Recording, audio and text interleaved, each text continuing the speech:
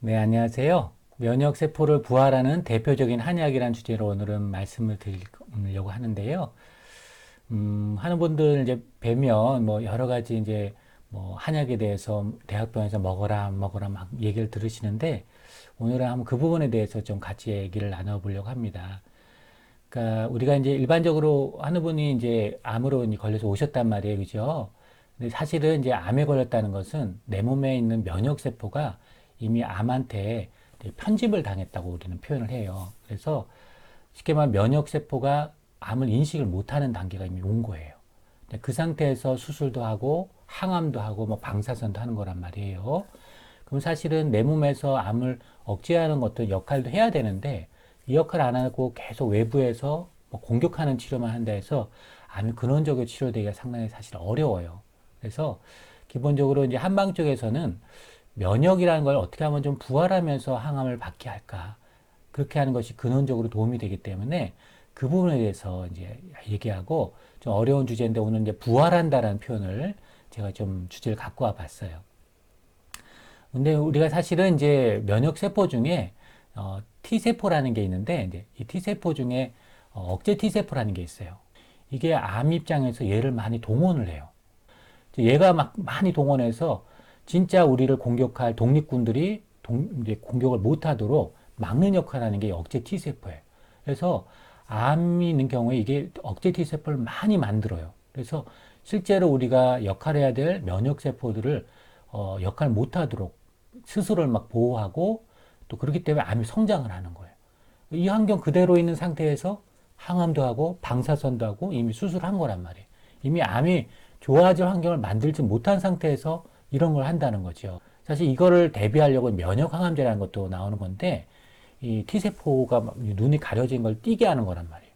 근데 문제는 이 억제 T세포가 있는 상태에서 면역항암제가 잘 반응을 못해요. 일반적으로 면역항암제라는 거 혹시 들어보셨어요? 잘 모르시는 분도 있죠. 뭐 진단 이게 최근에 나온 항암제인데 절반밖에 안 들어요. 통계적으로. 그럼 왜 절반밖에 안 드느냐? 내 몸이 이미 편집이 다 됐거든요. 이 상태에서 계속 항암을 하고 면역암을 써도 잘 안 듣는 거예요. 이거에 대해서는 근원적인 좀 치료를 해야 되겠다. 이 치료의 틀이 사실은 한 방에 있어요. 많은 부분이.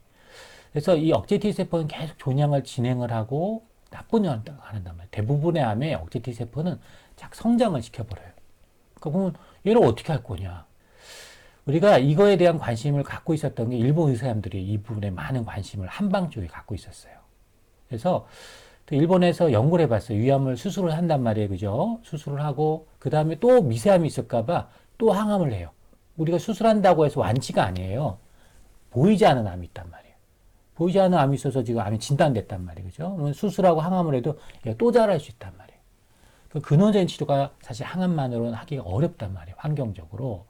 그래서 일본에서 연구를 어떻게 했냐면 항암을 하고 보약을 한번 써보는데 보약제 10전대보타이라는 보약 있잖아요. 보통 기운 없고 많이 쓸 때 쓰는 보약인데 그 보약을 같이 써봤어요. 왜냐하면 일본은 암 환자한테 10전대보타이라는 보약을 많이 쓰고 있어요. 암 치료 중에 선생님들이. 그래서 실제로 도움이 되는지 면역이 부활되는지 한번 봤단 말이에요.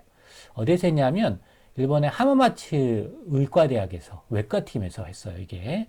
그래서 어떻게 했냐면 항암을 먹는 항암을 하고 그리고 10전대부탕을 항암 중에 한 거예요. 그 11명 정도 했고 항암만 한 거를 한 12명 한 1대1로 한 비교를 해야 뭐 정확하게 나오는 거잖아요. 누가 더 좋은가라는 걸 보는 건데 결론은 뭐냐면 항암을 하고 10전대부탕을 같이 썼더니 억제 T세포가 비율이 3개월간 쭉 줄어든 거예요. 이제 억제 T세포 아까 뭐라고 말씀드렸죠? 얘가 있으면 있을수록 내 몸에 암이 성장을 하는 거예요. 그리고 면역 강함도 잘 안 듣게 만드는 환경을 만드는 게 이 억제 T세포예요. 얘가 10전대부터 썼더니 안 쓴 거보다 억제 T세포는 3개월간 쭉 줄고 세포도성 T세포는 암을 직접적 이제 간접적이지만 공격을 해주고 면역 항암제가 얘를 이용하는 거예요. 세포독성 T세포가.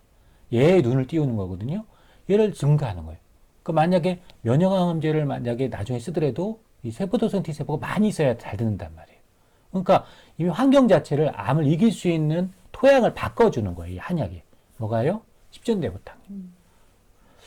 일반적으로 십전대부탕을 왜 써요? 보약이라고 알고 있잖아요.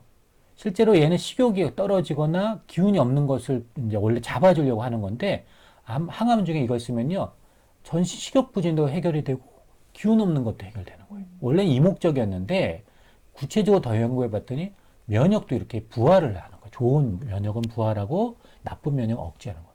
그러니까 안 쓸 이유가 없잖아요. 그러니까 일본 의사 선생님이 이걸 임상연구를 이미 한 거예요. 그래서 항암을 하고 우리가 그냥 하는 것보다 십전대보탕을 항암 중에 같이 쓰면 훨씬 좋더라고. 특히 위암 환자들한테 좋다라고 이미 유용하다고 이렇게 결론을 냈어요. 그래서 하는 분들이 뭐 많이 이렇게 대학병원에서는 절대 한약 먹지 마라 이런 얘기를 들으시게 되는데, 무분별하게 쓰면 저도 안 된다고 생각을 해요. 당연히 그런 것들은 주의하셔야 되고요. 하지만 과학적으로 검토된 한약도 많이 있단 말이에요. 그런 한약들은 당연히 오히려 항암 중에 더 도움이 되기 때문에 저희는 이런 경우에 한약을 쓰셔야 된다고 저희는 말씀을 꼭 드리고 싶습니다. 오늘은 우리 항암 중에 면역을 부활하는 대표적인 한약에 대해서 한번 알아봤습니다. 감사합니다.